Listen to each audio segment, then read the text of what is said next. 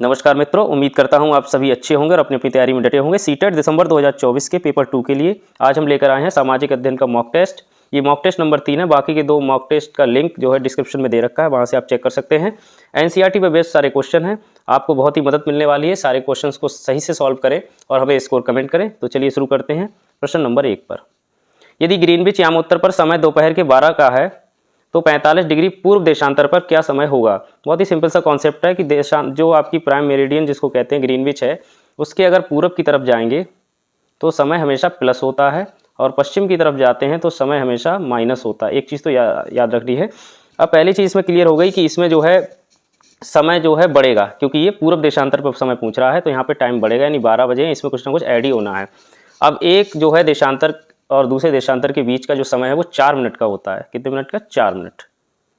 इन 4 minute का समय है। इसका मतलब क्या हुआ? 45 डिग्री का डिफरेंस है। 1 डिग्री में 4, तो 45 की जब 4 से मल्टीप्लाई करेंगे तो आएगा 180।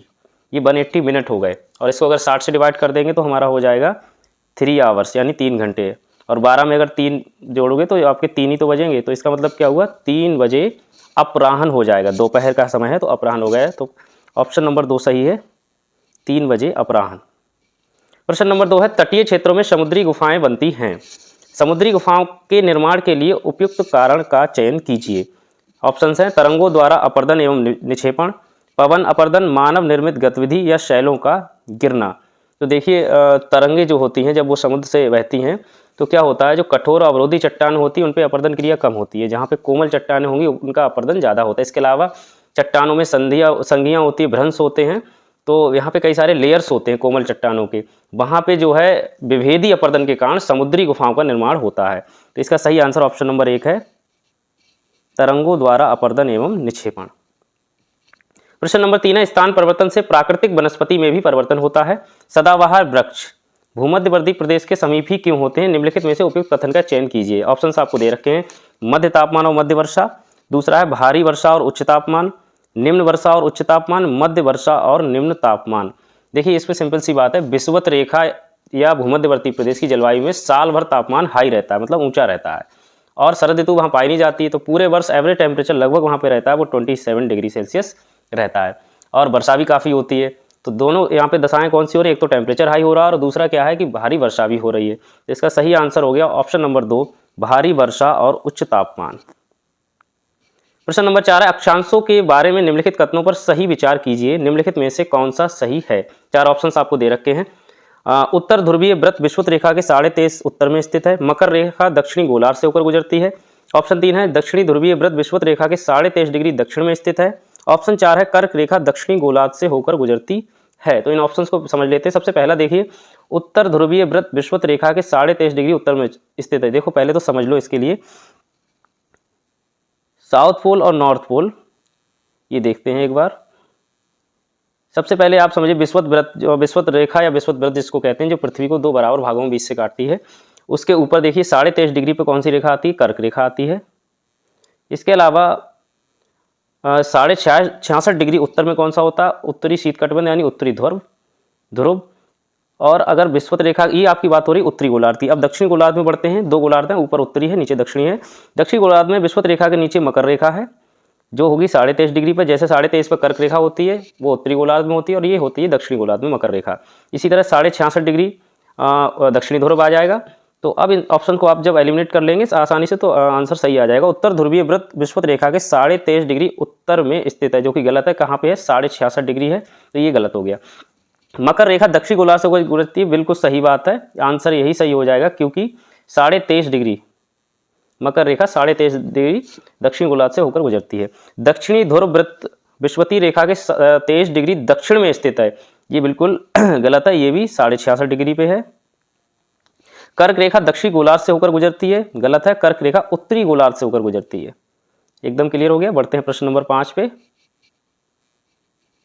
ग्लोब को 2 बराबर भागों में बांटने के लिए खींची गई काल्पनिक रेखा को कहा जाता है? विषुवत रेखा, मकर रेखा, उत्तर ध्रुवीय वृत्त, कर्क रेखा। तो सही आंसर ऑप्शन नंबर 1 ही है, विषुवत रेखा 0 डिग्री। प्रश्न नंबर 6 है, समताप मंडल की परिस्थितियां हवाई जहाज उड़ाने के लिए आदर्श होती हैं, सही कारण का चयन कीजिए। उच्च वायुदाब, निम्न वायुदाब, बादलों एवं मौसमी संबंधी घटनाओं से मुक्त होना, आंधी वाली परिस्थिति या तेज पवन।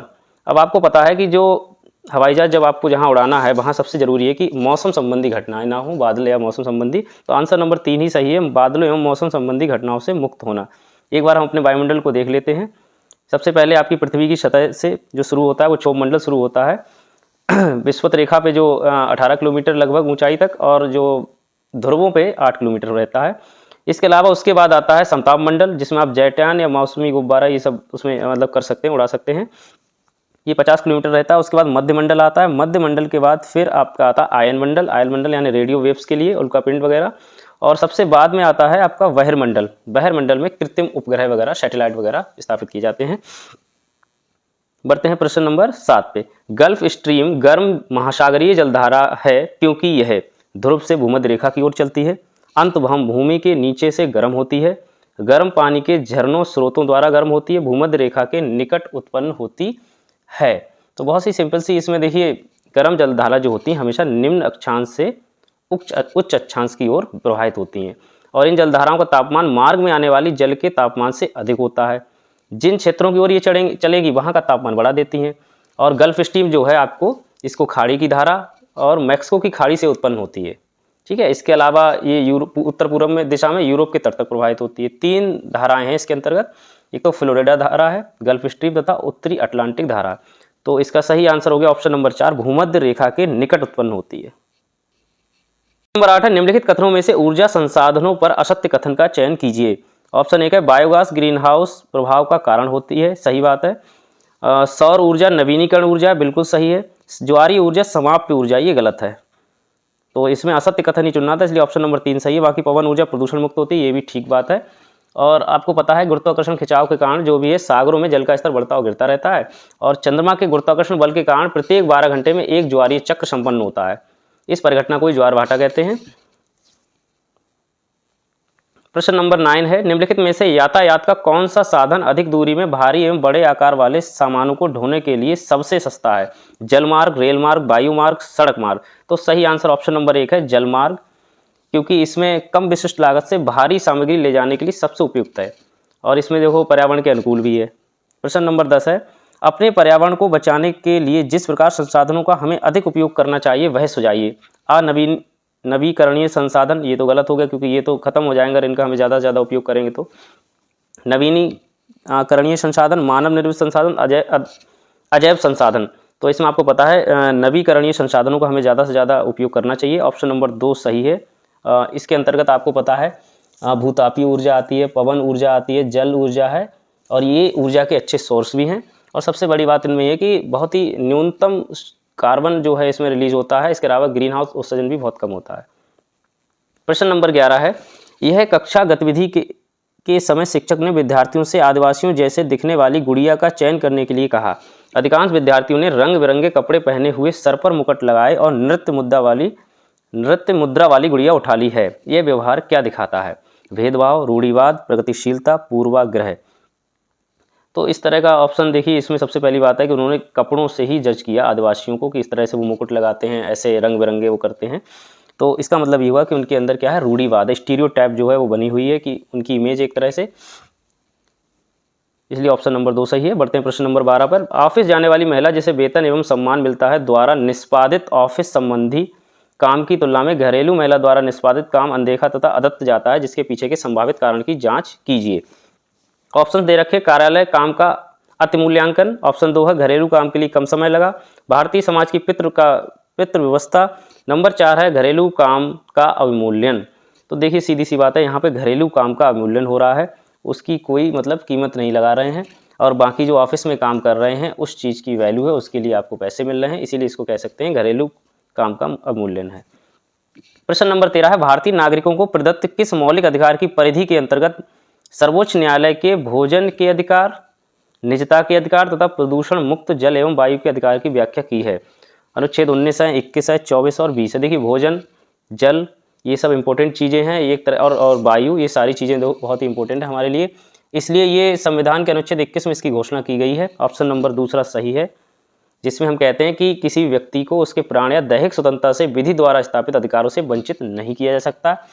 इसके तहत भोजन का अधिकार है, निजता का अधिकार है, प्रदूषण मुक्त जल एवं वायु का अधिकार है, आश्रय का अधिकार है, हथकड़ी लगाने के विरुद्ध अधिकार, विदेशी यात्रा का अधिकार, सूचना का अधिकार, शयन का अधिकार।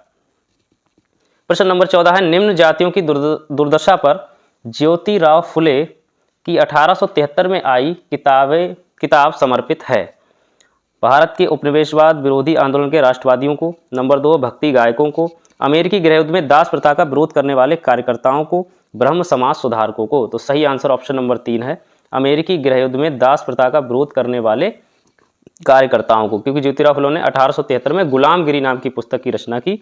ये पुस्तक अमेरिकी गृहयुद्ध में दास प्रथा का विरोध करने वाले कार्यकर्ताओं को समर्पित थी।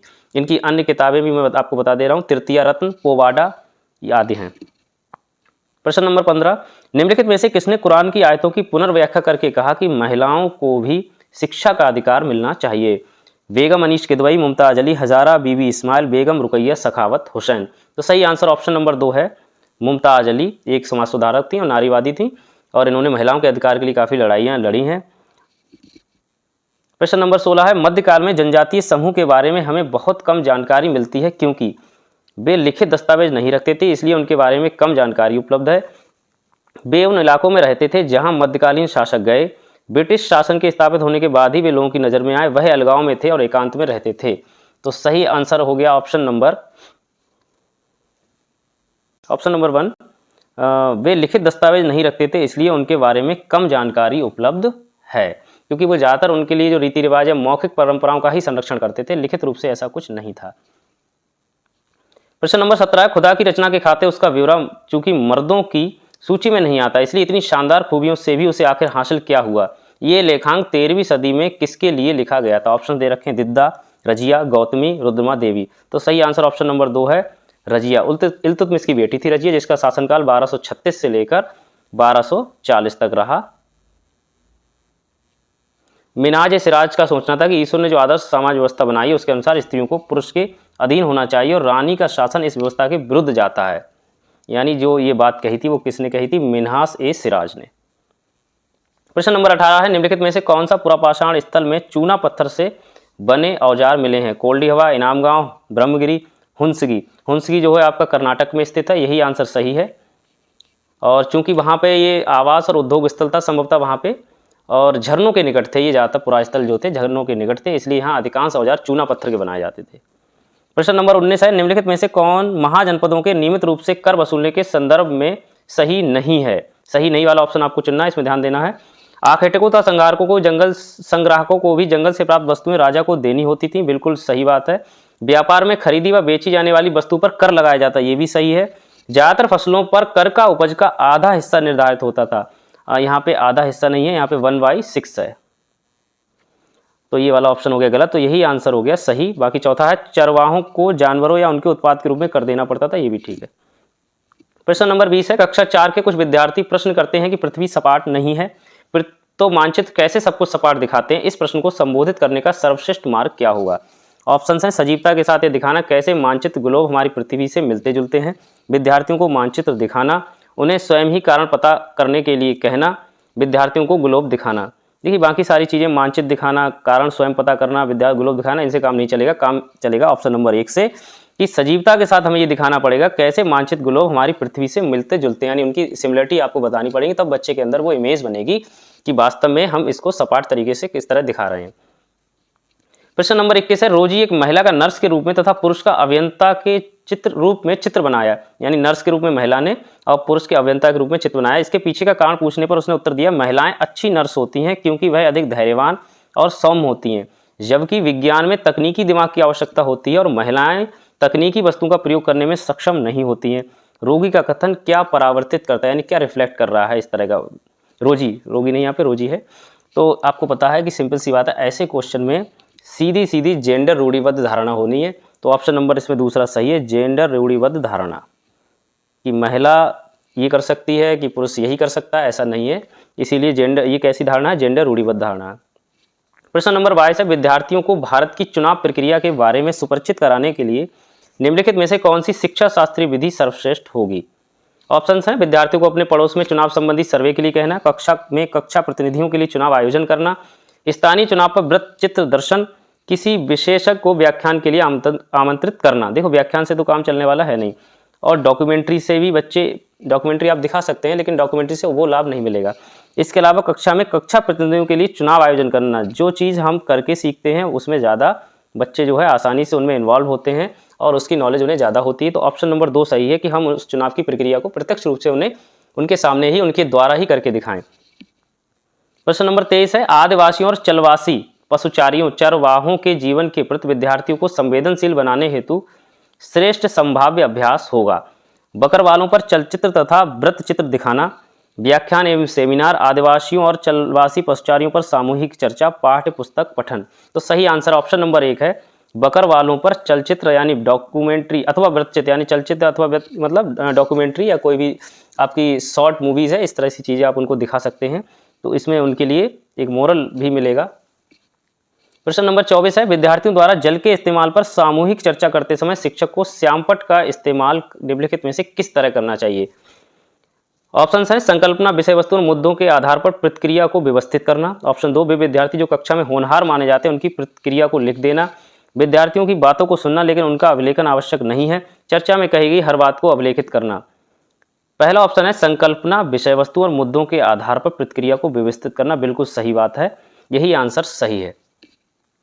प्रश्न नंबर 25 है, एक शिक्षिका अपनी पाठ योजना के लिए अपेक्षित अधिगम उद्देश्य इस प्रकार लिखती है।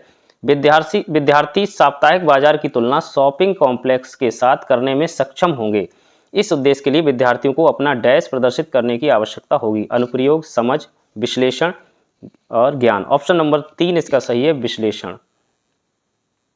प्रश्न नंबर 26, विद्यार्थियों की भारतीय संघवाद की समझ व सराहना की जांच के लिए निम्नलिखित में से कौन सा मूल्यांकन प्रश्न सर्वाधिक उपयुक्त है। भारतीय संघवाद की समझ और सराहना की जांच के लिए ऑप्शंस देखते हैं। राज्य के तीनों अंगों विधायिका, कार्यपालिका और न्यायपालिका पर संक्षिप्त विवरण लिखिए। दूसरा है, शासन व्यवस्था के 3 स्तर कौन से हैं, उनके कार्य क्या हैं। तीसरा, आपके विचार में क्या होता यदि हमारी राज्य और स्थानीय शासन व्यवस्था नहीं होती और सभी फैसले केंद्र से लिए जाते। संघवाद को परिभाषित कीजिए। देखो खुले छोर वाले जो प्रश्न होते हैं वो ऐसे केसेस में बहुत महत्वपूर्ण हो जाते हैं कि हर किसी का अपना आंसर होता है, हर किसी की अपनी सोच उसमें इन्वॉल्व होती है। इसलिए ऑप्शन नंबर 3 इसका सही है। आपके विचार में क्या होता यदि हमारी राज्य और स्थानीय शासन व्यवस्था नहीं होती और सभी फैसले केंद्र से लिए जाते।